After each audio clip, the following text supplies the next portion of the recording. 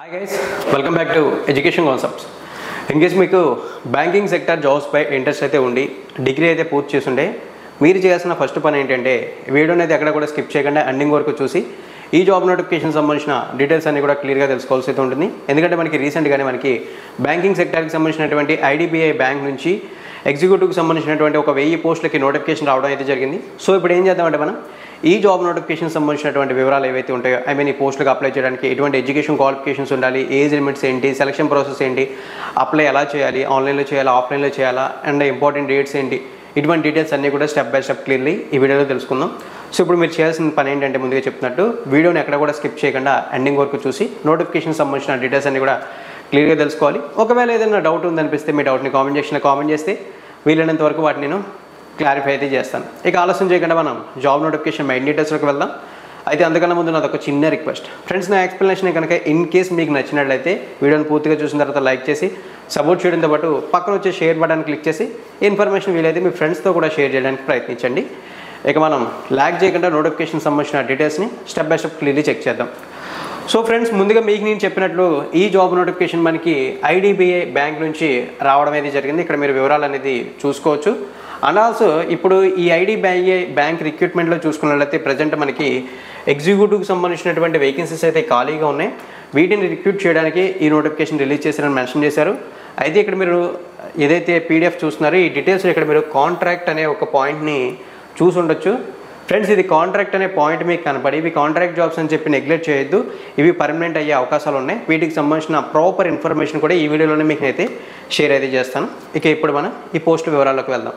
So friends, మనకి ఏవైతే vacancies ఉన్నాయో వాటికి సంబంధించి డీటెయిల్స్ ఆఫ్ ది వేకెన్సీస్ అని చెప్పి పోస్టులకు సంబంధించినటువంటి పూర్తి వివరాలు అయితే ముందుగా మెన్షన్ చేశారు.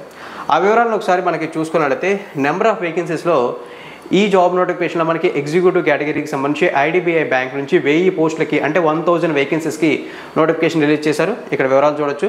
వీటిని కమ్యూనిటీ వైజ్ కూడా డివైడ్ చేశారు. ఆ వివరాలు చూస్తే అన్రిజర్వ్డ్ కేటగిరీకి సంబంధించి 448 పోస్టులు అంటే 448 వేకెన్సీస్, ఎస్టీ కేటగిరీకి సంబంధించి 94 అంటే 94, ఎస్సీ కేటగిరీకి సంబంధించి 127 అంటే 127, ఓబీసీ కేటగిరీకి సంబంధించి 231 అంటే 231, ఫైనల్లీ ఎకనామికల్ వీకర్ సెక్షన్కి సంబంధించి 100 అంటే 100 వేకెన్సీస్ అయితే ఉన్నాయి. టోటల్లీ మనకి ఏవైతే నెంబర్ ఆఫ్ వేకెన్సీస్లో 1000 వేకెన్సీస్ అన్నారో ఎగ్జిక్యూటివ్ కేటగిరీకి సంబంధించి వాటిని అయితే ఈ విధంగా కమ్యూనిటీ వైజ్ రిజర్వ్ చేయడం అయితే జరిగింది. ఇక్కడ ఈ వివరాలను అయితే చూడొచ్చు. ఇప్పుడు ఏం చేద్దామంటే మనం ఈ జాబ్ రిక్రూట్మెంట్కి సంబంధించినటువంటి ఏదైతే ఇంపార్టెంట్ డేట్స్ అంటే రిక్రూట్మెంట్ ప్రాసెస్ ఉంటుందో దానికి సంబంధించిన ఒక షెడ్యూల్ని ఇచ్చారు. ఆ షెడ్యూల్ని క్లియర్లీ అబ్జర్వ్ చేద్దాం. సో ఇక్కడ మనం ఇంపార్టెంట్ డేట్స్ గురించి అయితే తెలుసుకోబోతున్నాం. సో ఇంపార్టెంట్ డేట్స్ గురించి చూసుకున్నట్లయితే ఈ నోటిఫికేషన్ అడ్వర్టైజ్మెంట్ రిలీజ్ చేసిన డేట్ చూసుకుంటే నవంబర్ 6వ తారీఖుగా మెన్షన్ చేశారు. ఇక్కడ వివరాలు చూడొచ్చు. అండ్ ఆల్సో ఆన్లైన్ రిజిస్ట్రేషన్స్ ఏవైతే ఉంటాయో ఇవి చూసుకున్నట్లయితే ఈ జాబ్స్కి నవంబర్ 7వ తారీఖు నుంచి స్టార్ట్ అయ్యాయని చెప్పి మెన్షన్ చేశారు. And also online registrations last date కానీ ఫీ పేమెంట్ చేయడానికి లాస్ట్ డేట్ కానీ నవంబర్ 16వ తారీఖుగా మెన్షన్ అయితే చేశారు. ఇక్కడ డీటెయిల్స్ అనేవి క్లియర్గా చూడొచ్చు. అరౌండ్ మనకి 1 వీక్ 1.5 వీక్ టైం అయితే ఇచ్చారు. ఇక ఈ జాబ్స్కి సంబంధించి సెలక్షన్ ప్రాసెస్లో ఏదైతే మనకి ఆన్లైన్ టెస్ట్ అయితే ఉంటుందో ఇది చూసుకున్నట్లయితే మనకి December 1st, 2024 సండే అయితే జరుగుతుందని చెప్పేసి ఇక్కడ వివరాలు అయితే ఇచ్చారు. క్లియర్గా డీటెయిల్స్ అనేవి చూడొచ్చు. మొత్తం మనకి డీటెయిల్స్ అన్నీ కూడా ఈ నోటిఫికేషన్ రిలేటెడ్గా మెన్షన్ అయితే చేశారు. ఇక ఇప్పుడు మనం ఎలిజిబిలిటీ క్రైటీరియాలోకి వద్దాం. అంటే ఈ పోస్టులకు అప్లై చేయడానికి ఎటువంటి ఎడ్యుకేషన్ క్వాలిఫికేషన్స్ ఉండాలి అండ్ ఆల్సో ఏజ్ లిమిట్స్ ఏంటి అనే వాటి వివరాల్లోకి అయితే వద్దాం. ఎలిజిబిలిటీ క్రైటీరియాలోకి ఒకసారి మనం వెళ్ళినట్లయితే ఎలిజిబిలిటీ క్రైటీరియాలో మనకి ఏజ్ లిమిట్స్ అయితే క్లియర్గా కనబడుతున్నాయి. ఏజ్ లిమిట్స్లో చూసుకుంటే ఈ జాబ్స్కి అప్లై చేయడానికి మినిమం ఏజ్ చూసుకుంటే 20 ఇయర్స్గా మెన్షన్ చేశారు. మ్యాక్సిమం చూసుకున్నట్లయితే 25 ఇయర్స్ వరకు అప్లై అయితే చేయొచ్చు అని చెప్పి మెన్షన్ చేశారు. అండ్ ఆల్సో ఈ జాబ్స్కి మనకి ఏజ్ రిలాక్సేషన్స్ కూడా అప్లికేబుల్ అవుతాయి. ఆ ఏజ్ రిలాక్సేషన్స్ అనేవి చూసుకున్నట్లయితే reserved communities like scheduled caste and scheduled tribe SC and ST category వాళ్ళకి 5 ఇయర్స్ ఏజ్ రిలాక్సేషన్ ఉంటుంది. And also OBC non creamy layer అంటే other backward classes non creamy layer వాళ్ళకి 3 years age relaxation ఉంటుంది. And also మనకి person with benchmark disability వాళ్ళకి చూసుకున్నట్లయితే 10 years age relaxation అయితే ఉంటుందని చెప్పేసి మెన్షన్ అయితే చేశారు. ఇక్కడ క్లియర్గా డీటెయిల్స్ అన్నీ కూడా మెన్షన్ అయితే చేశారు. ఇక్కడ వివరాలన్నీ కూడా మీరు చూడొచ్చు. ఇక ఇప్పుడు మనం ఎలిజిబిలిటీ క్రైటీరియాలో ఏదైతే ఎడ్యుకేషన్ క్వాలిఫికేషన్స్ ఉంటాయో ఆ ఎడ్యుకేషన్ క్వాలిఫికేషన్ డీటెయిల్స్లోకి వెళ్ళినట్లయితే ఇక్కడ మనకి మెన్షన్ చేసింది ఏంటంటే ఎడ్యుకేషన్ క్వాలిఫికేషన్లో a graduate from a recognized university passing only a diploma course will not be consider as the qualifying the eligibility criteria అని చెప్పి మెన్షన్ చేశారు. అంటే ఈ జాబ్స్కి ఎనీ డిగ్రీ క్వాలిఫికేషన్తో అప్లై చేయొచ్చు. స్పెసిఫిక్గా బీఏతో అప్లై చేయాలి, బీఎస్సీతో అప్లై చేయాలి, లేదా బీకామ్తో అప్లై చేయాలని రెస్ట్రిక్షన్స్ లేవు. ఎనీ డిగ్రీ క్వాలిఫికేషన్తో అప్లై చేయొచ్చు. అయితే ఏదైనా డిప్లొమాతో ఈ జాబ్స్కి అప్లై అయితే చేయాలని చెప్పి మీరు ట్రై చేస్తే అది నాట్ పాసిబుల్ అని చెప్పేసి ఇంకొక పాయింట్ని కూడా హైలైట్ అయితే చేశారు. ఇక్కడ ఈ డీటెయిల్స్ అన్నీ కూడా మనం క్లియర్లీ అయితే చూసుకోవచ్చు. ఇక ఇప్పుడు మనం ఈ జాబ్ నోటిఫికేషన్ సంబంధించి తెలుసుకోవాల్సినటువంటి డీటెయిల్స్ ఇంకా కొన్ని పెండింగ్ అయితే ఉన్నాయి. సో ఇప్పుడు మనం ఆ వివరాలు అయితే చెక్ చేద్దాం. ఒకసారి మనం ఆ వివరాల్లోకి అయితే వెళ్ళినట్లయితే ఇవి మీకు కాంట్రాక్ట్ అనేది కనపడుతున్నా సరే వీటిని గురించి పట్టించుకొద్ది, ఇవి పర్మనెంట్ అవుతాయని చెప్పేసి ఒక పాయింట్ అయితే మీకు నోటిఫికేషన్ స్టార్టింగ్లో హైలైట్ చేశాను కదా. సో ఇప్పుడు ఆ పాయింట్కి సంబంధించిన ఇన్ఫర్మేషన్ షేర్ చేస్తాను. ఇక్కడ చూడండి, కెరీర్ ప్రాస్పెక్టివ్స్ అని చెప్పేసి ఒక పాయింట్ని మెన్షన్ చేసి వివరాలు అయితే ఇచ్చారు. ఇప్పుడు నేను అది క్లియర్లీ చదువుతాను, తర్వాత మీకు ఎక్స్ప్లెయిన్ చేస్తాను. కెరీర్ ప్రాస్పెక్ట్స్లో the appointment of ESO will be purely and contract basic. దీనికి లైన్ కూడా అండర్లైన్ చేశారు.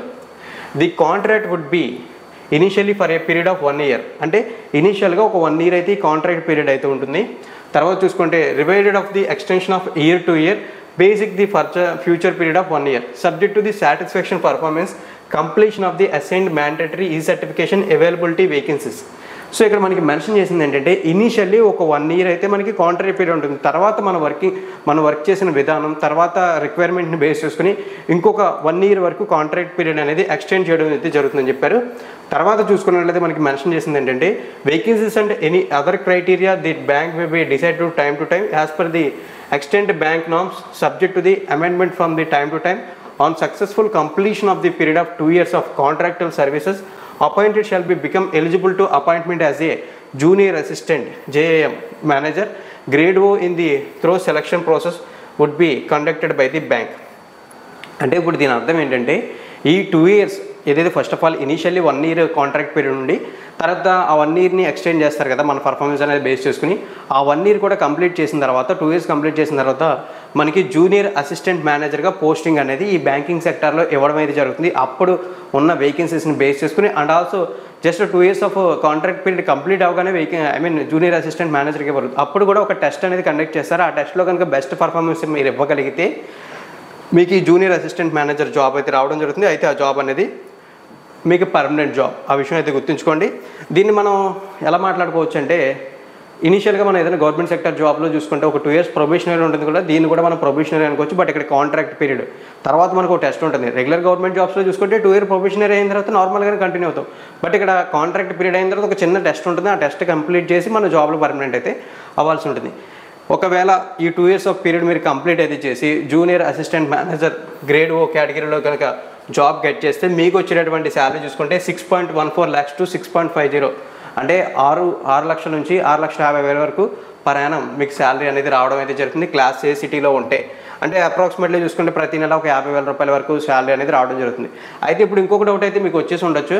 అదేంటంటే ఇప్పుడు మన కాంట్రాక్ట్ పీరియడ్ మీద ఈ జాబ్ అయితే జాయిన్ అవుతున్నాం కదా, ఈ జాబ్ జాయిన్ అయినప్పుడు మనకి శాలరీ ఎలా వస్తారని చెప్పేసి. ఫ్రెండ్స్ ఇక్కడ మనకి కాంట్రాక్ట్ పీరియడ్లో మనకు వచ్చేటటువంటి శాలరీ చూసుకున్నట్లయితే ఫస్ట్ ఇయర్లో చూసుకుంటే ప్రతి నెల 29,000, నెక్స్ట్ ఇయర్ నుంచి చూసుకుంటే అంటే కాంట్రాక్ట్ పీరియడ్ ఎక్స్టెండ్ చేసిన నెక్స్ట్ ఇయర్ నుంచి చూసుకుంటే ప్రతి నెల 31,000 రూపాయలు శాలరీ అనేది రావడం జరుగుతుందని చెప్పేసి ఇక్కడ మెన్షన్ చేశారు. పూర్తి వివరాలు అయితే ఇక్కడ క్లియర్లీ అయితే చూడొచ్చు. నోటిఫికేషన్ సంబంధించినటువంటి ఆల్మోస్ట్ ఆల్ అన్ని డీటెయిల్స్ కూడా మనం కవర్ చేసాం. ఇప్పుడు ఏంటంటే సెలక్షన్ ప్రాసెస్ వివరాలు అయితే చూద్దాం. సెలక్షన్ ప్రాసెస్ వివరాలు అనేది చూసుకున్నట్లయితే సెలక్షన్ ప్రాసెస్ అనేది చూసుకుంటే first of all online test ఉంటుంది. తర్వాత చూసుకుంటే మనకి document verification, personal interview, pre recruitment medical test అని చెప్పేసి టోటల్లీ ఈ విధంగా 4 స్టేజెస్లో మనకి సెలక్షన్ ప్రాసెస్ అయితే ఉంటుంది. ఈ 4 స్టేజెస్లో మనకి ఇంపార్టెంట్ ఏంటంటే online test and personal interview, remaining అన్నీ కూడా నార్మల్గా జరిగిపోయేవే. అవన్నీ కూడా మనం పెద్దగా కన్సిడర్ చేయాల్సినటువంటి అవసరం అయితే లేదు. ఇక్కడ వివరాలన్నీ చూడొచ్చు. సో ఇప్పుడు ఏదైతే మనకి ఆన్లైన్ టెస్ట్ ఉందో ఆన్లైన్ టెస్ట్ గురించి మాట్లాడదాం. ఆన్లైన్ టెస్ట్ గురించి మాట్లాడేటప్పుడు మీకు ఒక ఇన్ఫర్మేషన్, ఆన్లైన్ టెస్ట్లో ఏదైతే ఎగ్జామ్ కండక్ట్ చేస్తారో ఇది చూసుకుంటే బైలింగ్వల్ పేపర్లో ఉంటుంది. అంటే ఇంగ్లీష్ అండ్ హిందీ మీడియంస్లో ఎగ్జామ్ పేపర్ అయితే ఉంటుంది. సో ఒకసారి మనం ఆన్లైన్ ఎగ్జామినేషన్ స్ట్రక్చర్ గురించి చూసుకున్నట్లయితే ఈ ఎగ్జామ్కి సంబంధించి టోటల్లీ చూసుకున్నట్లయితే మనకి 120 minutes టైం అయితే ఇవ్వడం అయితే జరుగుతుందని చెప్పేసి మెన్షన్ అయితే చేశారు. నెంబర్ ఆఫ్ క్వశ్చన్స్ చూసుకుంటే 200 క్వశ్చన్స్ ఉంటాయి అండ్ మార్క్స్ కూడా 200 మార్క్స్ అయితే ఉంటాయని చెప్పి మెన్షన్ చేశారు. అంటే ఇక్కడ ఈచ్ క్వశ్చన్ 1 మార్క్ అనేది క్యారీ అయితే చేస్తుంది. ఇప్పుడు మనం ఏదైతే ఎగ్జామ్ పేపర్ 4 పార్ట్స్గా ఉందో ఆ పార్ట్స్ గురించి చూద్దాం. ఫస్ట్ ఆఫ్ ఆల్ పార్ట్ 1లో logical reasoning, data analysis and interpretation. దీనికి సంబంధించి number of questions 60 and marks కూడా 60 మార్క్స్ ఉంటాయి. పార్ట్ 2లో ఇంగ్లీష్ లాంగ్వేజ్, దీనికి సంబంధించి 40 క్వశ్చన్స్ అండ్ 40 మార్క్స్. పార్ట్ 3లో క్వాంటిటీ యాప్టిట్యూడ్, దీనికి సంబంధించి 40 questions and 40 marks. Finally part 4లో general economy, banking awareness, computer and IT వీటికి సంబంధించి 60 క్వశ్చన్స్ అండ్ 60 మార్క్స్ అయితే ఉంటాయని చెప్పి మెన్షన్ చేశారు. ఈ విధంగా ఎగ్జామ్ స్ట్రక్చర్ అయితే ఉంటుందని చెప్పేసి మెన్షన్ అయితే చేశారు. దానితో పాటు ఇంకొక పాయింట్ మెన్షన్ చేశారు, పెనాల్టీ ఆఫ్ రాంగ్ ఆన్సర్ అని మెన్షన్ చేసి ఈచ్ రాంగ్ ఆన్సర్కి 0.25 నెగిటివ్ మార్కింగ్ అనేది ఈ జాబ్స్కి ఎగ్జామ్లో అప్లై అవుతుందని చెప్పేసి మెన్షన్ అయితే చేశారు. ఇక్కడ వివరాలు అనేది క్లియర్లీ అయితే చూడొచ్చు. ఇక ఈ జాబ్స్కి అప్లై ప్రాసెస్ కంప్లీట్లీ ఆన్లైన్లోనే ఉంటుందని చెప్పేసి మీకు ఒక ఇన్ఫర్మేషన్ నేను షేర్ అయితే చేశాను కదా. అయితే ఆన్లైన్లో అప్లై చేసినప్పుడు అప్లికేషన్ ఫీజు కూడా పే చేయాల్సి అయితే ఉంటుంది. ఆ అప్లికేషన్ ఫీజు వివరాలని ఒకసారి మనం చూసుకున్నట్లయితే ఈ అప్లికేషన్ ఫీజులో మనకి మెన్షన్ చేసింది ఏంటంటే ఈ జాబ్స్కి అప్లై చేసే క్యాండిడేట్స్లో SC, ST and person with disability candidates apply చేస్తే 250 రూపీస్ అప్లికేషన్ ఫీజు పే చేయాలి. దీన్ని ఇక్కడ మనకి ఇంటిమేషన్ ఛార్జెస్ అని చెప్పి మెన్షన్ చేశారు. ఇక remaining category candidates like unreserved, OBC and economical weaker section candidates అయితే 1050 అంటే 1050 రూపాయలు అయితే పే చేయాల్సి ఉంటుంది. ఇందులో intimation charges and application fee రెండు కూడా ఇంక్లూడ్ అయితే ఇవి ఉంటాయని చెప్పి మెన్షన్ చేశారు. సో ఇక్కడ ఈ వివరాలని క్లియర్లీ అయితే చూడొచ్చు. ఆల్మోస్ట్ ఆల్ నోటిఫికేషన్కి సంబంధించినటువంటి అన్ని డీటెయిల్స్ కూడా మనం కవర్ అయితే చేసాం. ఇక నోటిఫికేషన్ సంబంధించి మీరు తెలుసుకోవాల్సినటువంటి వివరాలు ఏమన్నా ఉన్నాయి అంటే ఎగ్జామ్ సెంటర్స్ ఎక్కడ అని చెప్పేసి ఫ్రెండ్స్, మనకి ఆల్ ఓవర్ ఇండియా మొత్తం మీద కూడా ఎగ్జామ్ సెంటర్స్ ఉన్నాయి. ఆల్ ఓవర్ ఇండియా గురించి పక్కన పెడితే మన ఆంధ్రప్రదేశ్ అండ్ తెలంగాణలో తెలుగు స్టేట్స్ రెండింటిలో కూడా ఎగ్జామ్ సెంటర్స్ ఉన్నాయి. సో ఫస్ట్ ఆఫ్ ఆల్ ఇప్పుడు ఏం చేద్దామంటే మనం ఆంధ్రప్రదేశ్లో ఏవైతే ఎగ్జామ్ సెంటర్స్ అలాట్ చేశారో వాటి వివరాలను చూద్దాం. ఆంధ్రప్రదేశ్కి సంబంధించి అలాట్ చేసినటువంటి ఎగ్జామ్ సెంటర్స్ ఇప్పుడు లిస్ట్ నుంచి చదువుతాం చూడండి. ఆంధ్రప్రదేశ్లో మనకి ఏలూరు, గుంటూరు, కడప, కాకినాడ, కర్నూలు, నెల్లూరు, ఒంగోలు, రాజమండ్రి, శ్రీకాకుళం, తిరుపతి, విజయవాడ, విశాఖపట్నం, విజయనగరం. టోటల్లీ ఇవైతే మనకి ఆంధ్రప్రదేశ్ స్టేట్కి మనకి అసైన్ చేసినటువంటి అలొకేట్ చేసినటువంటి ఎగ్జామ్ సెంటర్కి సంబంధించినటువంటి డీటెయిల్స్. ఇప్పుడు ఏం చేద్దామంటే మనం తెలంగాణకు సంబంధించి అయితే చూద్దాం. తెలంగాణకు సంబంధించి కూడా మనకి ఎగ్జామ్ సెంటర్స్ అయితే క్లియర్లీ మెన్షన్ చేశారు. తెలంగాణకు సంబంధించి చూసుకున్నట్లయితే యాజ్ యూజువల్ కానీ హైదరాబాద్, కరీంనగర్, ఖమ్మం, వరంగల్ ఇవైతే తెలంగాణ స్టేట్కి అలొకేట్ చేసినటువంటి ఎగ్జామ్ సెంటర్స్.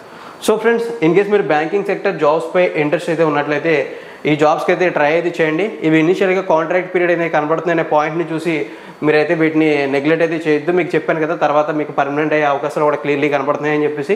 సో మీరు చేయాల్సింది ఏంటంటే కాస్త గట్టిగా కష్టపడి ట్రై అయితే చేయండి. రిక్రూట్మెంట్ ప్రాసెస్ కూడా యాజ్ సూన్ యాజ్ పాసిబుల్, అంటే డిసెంబర్లో ఎగ్జామ్ జరుగుతుంది కాబట్టి మోస్ట్ ప్రాబబ్లీ మార్చ్ కన్నా ముందే మీరు జాబ్లో జాయిన్ అయ్యే అవకాశాలు అయితే ఉన్నాయి. ఇన్ కేస్ మీరు ఒక మంచి జాబ్ కోసం ట్రై అయితే చేస్తుంటే దీనిపై లుక్ చేయడం కాకుండా ఖచ్చితంగా అప్లై అయితే చేయండి. లింక్స్ అనేవి అన్నీ కూడా డిస్క్రిప్షన్లో అవైలబుల్గా ఉంటాయి. నా ఎక్స్ప్లెనేషన్ కనుక మీకు నచ్చినట్లయితే లైక్ చేయడంతో పాటు ఇన్ కేస్ ఏమైనా డౌట్స్ ఉంటే కామెంట్ సెక్షన్లో కామెంట్ చేయండి. వీలైనంత వరకు ఇన్ఫర్మేషన్ మీ ఫ్రెండ్స్తో షేర్ చేయడానికి ప్రయత్నించండి. ఇన్ కేస్ కొత్తగా ఎవరైనా మన ఛానల్కి విజిట్ చేసిన వాళ్ళు ఉంటే రెగ్యులర్ జాబ్ నోటిఫికేషన్స్ అప్డేట్స్ కోసం మన ఛానల్ సబ్స్క్రైబ్ చేసి నోటిఫికేషన్ బెల్ ఐకాన్ యాక్టివేట్ చేయండి. థ్యాంక్ యూ ఫ్రెండ్స్, వీడియోని ఎండింగ్ వరకు వాచ్ చేసినందుకు.